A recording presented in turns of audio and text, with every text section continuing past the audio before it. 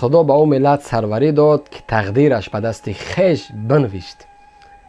خدا به او ملت کاری ندارد که دهقانش به دست دیگران کشت.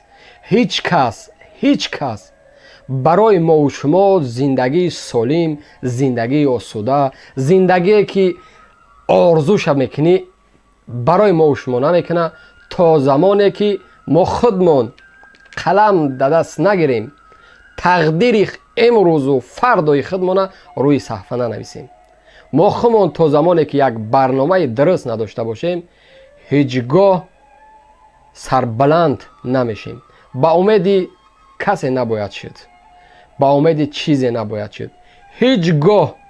هیچگاه دوباره حضرت عمر زنده نمیشه شمشیر مبارک بگیره با سیاستش در میدان موت را دعوت بکنه. این چیز غیر امکان است.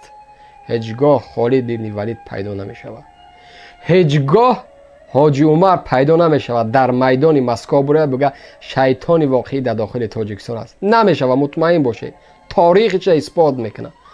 میشود نفر پیدا میشود، اما حرکت او، حرف او را، برنامه او را، دعوت او را کردن نمیتونه.